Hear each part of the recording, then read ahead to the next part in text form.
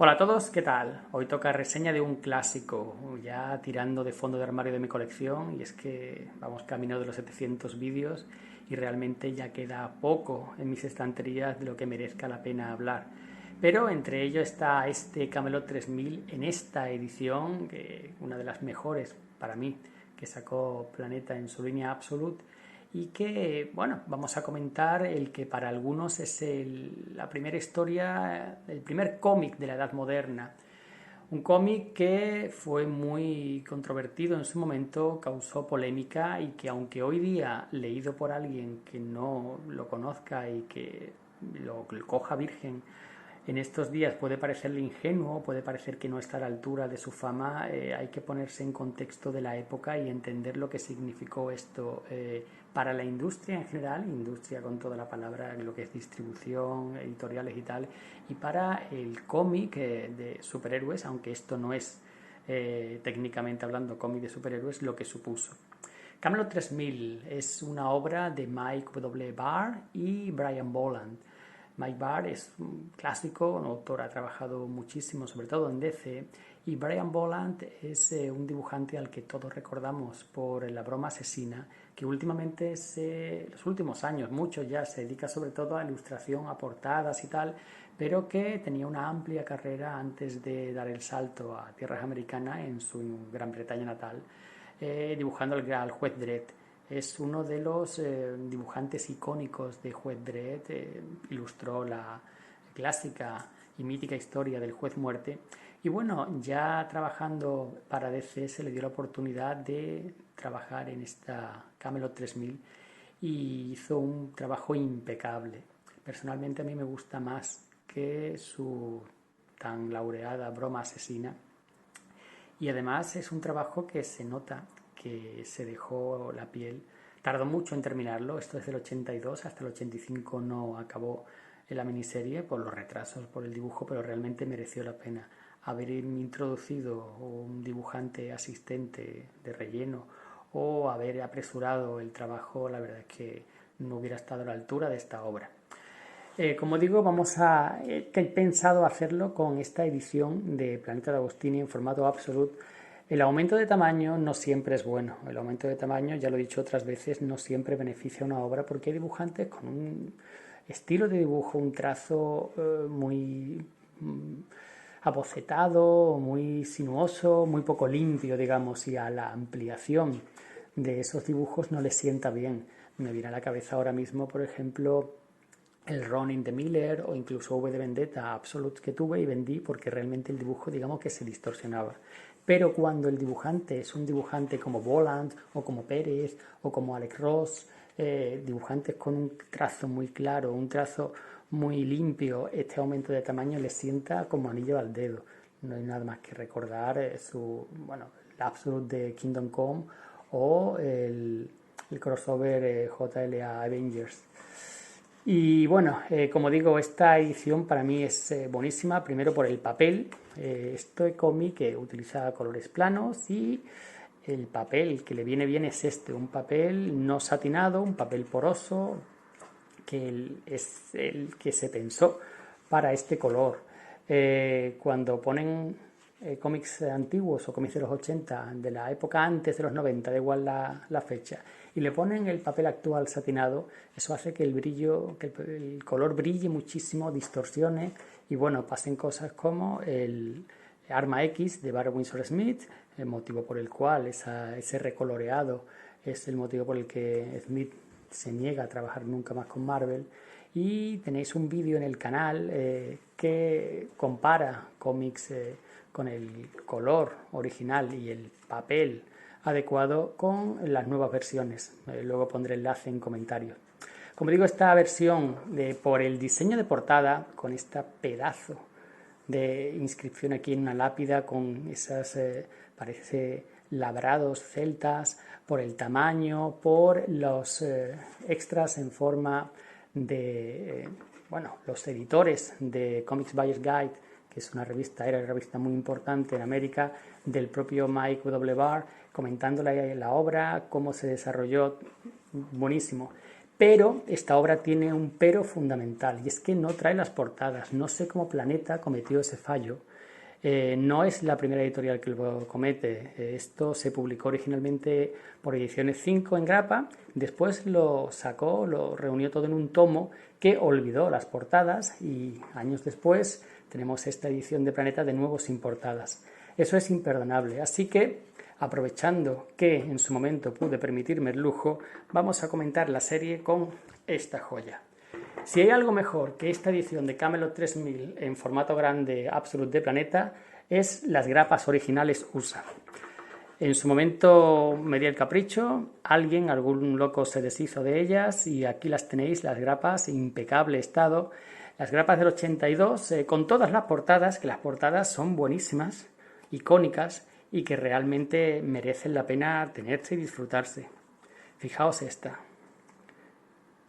Una portada que homenajea, a muchas otras, desde las crisis en Tierras Infinitas a más atrás y mucho más adelante, la muerte de Fénix y tal. Y es imperdonable que una edición no tenga estas portadas, fijaos. Así que vamos a hacer la reseña, una reseña rápida, tampoco en profundidad. Esta obra se merece mucho más, pero ya llevamos 6 minutos y no quiero hacer un vídeo de media hora. Simplemente decir que Camelot 3000 es el primer cómic moderno, el primer cómic de la Edad Moderna, y lo es porque fue el primer cómic, la primera maxiserie. Antes no existía el concepto miniserie y maxiserie, eran colecciones regulares, funcionaban bien, no funcionaban, pues la cerraban. Aquí se pensó una serie de 12 números cerrado, anunciado desde el principio, además que lo pone aquí bien claro, una serie que está enclavada en el futuro, Camelot 3000, en el año 3000, y que mezcla la ciencia ficción futurista con los mitos artúricos, pero que en su momento fue una revolución tal por la forma en la que abordaba esos mitos y por incluir sexo, desnudos, violencia, incluso homosexualidad, una relación homosexual, que estamos hablando de la América de los 80, de principios de los 80, Reagan, estamos hablando de la época del Comic Code, que estaba congelado en los cómics, se estaban congelados moralmente en los años 50, desde que el señor Wertham había iniciado la cruzada contra los cómics de superhéroes, casi los destruye, solo quedó Superman, Batman, Wonder Woman, y los propios editores se plegaron creando una autocensura que estuvo en pie hasta los 90, 40 años. Pero en los 80 eso empezó a resquebrajarse. Ya se había resquebrajado a finales de los 70 con la historia de Green Lantern, Green Arrow, de Denny O'Neil y Neil Adams, y, muy importantísimo, fue primero, ojo, no lo olvidemos, la historia de las drogas de Stan Lee y Gil Kane en Spider-Man. Ya esos cómics habían salido saltándose el Comic Code, pero después eran series regulares. En siguientes números, en sucesivos números, volvieron otra vez a contar con el sellito del Comic Code Approved en portada. Esta ya no. Esta fue pensada en primer lugar sin el Comic Code, sin pensar en conseguir ese sello de aprobación, porque esto no se iba a distribuir en kioscos. La idea del Comic Code es que tenía que haber un organismo que censurara los cómics, porque al venderse en kiosco podía caer en manos de cualquier pobre niño ingenuo y pervertir su inocencia. Esto fue el primer cómic que se editó pensando directamente en la distribución del floreciente negocio de las librerías especializadas.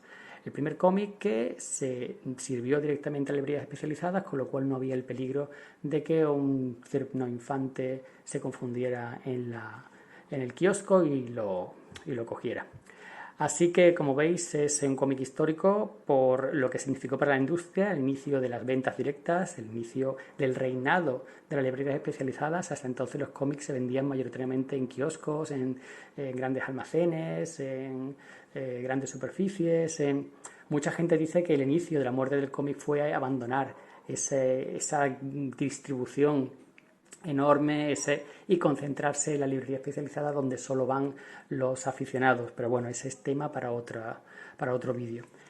Ya entrando en el cómic, diremos que el cómic nos cuenta una Inglaterra futurista en el año 3000 y que está siendo invadida por lo que parecen unos alienígenas. Fijaos, las grapas USA, las grapas tienen publicidad en medio que a mí personalmente me molesta, pero que son una forma de, no sé, recordar cómo eran las cosas en aquel momento. Fijaos la publicidad tan ingenua de de chicles y... Bueno, ya que me lío. Vemos a un joven que huye de esas naves que están matando a todo el mundo y que llega hacia una especie de torre o una especie de monumento nacional donde intenta ocultarse. Vemos a otro un hombre de negocios que de nuevo está preocupado por lo que está ocurriendo y a pesar de su influencia y no puede hacer nada para parar esos extraterrestres que ya veis aquí, son una especie de lagartos. Cuando ese chico se adentra en unos túneles oscuros intentando escapar, pues encuentra una tumba que dice: aquí está enterrado el rey Arturo, el rey de Inglaterra del futuro y único rey de Inglaterra. Que esto está sacado directamente de los mitos artúricos. Hay un trabajo descomunal de Mike W. Ward de estudio de los mitos artúricos, porque no hay un solo mito, hay muchísimas interpretaciones que son contradictorias entre ellas, dándole más o menos protagonismo a algunos personajes. Así que aquí hay, a pesar de que pensemos que es simplemente seguir la historia, hay que tener claro qué historia seguir, qué personaje tratar y cómo tratarlo. Una vez que consigue sacar la tumba, abrirla, aparece sí el rey Arturo, Arthur Pendragon, rey de Bretaña, señor del Imperio Romano.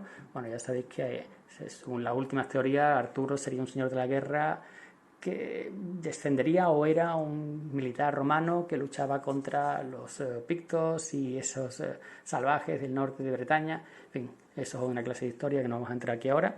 Y básicamente lo que tenemos es como una vuelta a restablecer Camelot y cómo Merlín dejó una serie de salvaguardas, una serie de face sales en los que, en el caso de que Inglaterra, como ahora, estuviera en peligro, los caballeros se reencarnarían o despertarían en diferentes humanos. Aquí está Merlín en Stonehenge resucitando y empieza aquí primero encontrar Excalibur, por supuesto. Fijaos el dibujo de Bolan, el dibujo detallista, el dibujo elegante, el dibujo limpio, la narrativa, las expresiones de la cara. Esto es una joya. Esto es una joya.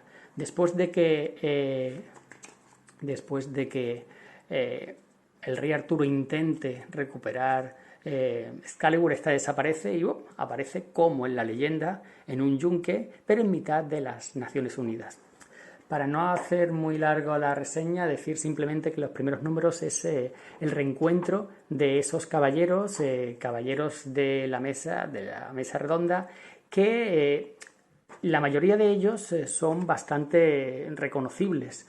Está Lancelot, está Galahad, pero ya hemos dicho que al principio que hay un personaje homosexual o transexual, mejor dicho, en una relación lesbiana, y eso, si no lo conocéis, si no leéis la historia, pues sería haceros spoiler.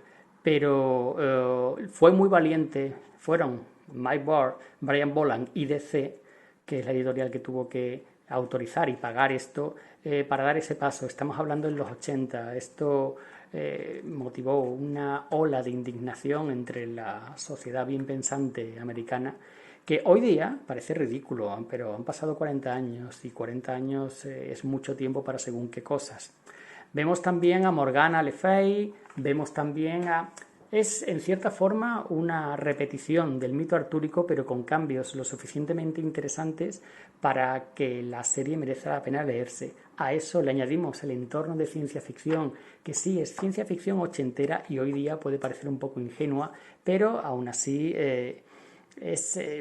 merece la pena. Se repiten las mismas historias. Ginebra cae de nuevo enamorada de Lancelot, de nuevo Arturo es traicionado, pero lo que ocurre después de eso es diferente del mito original.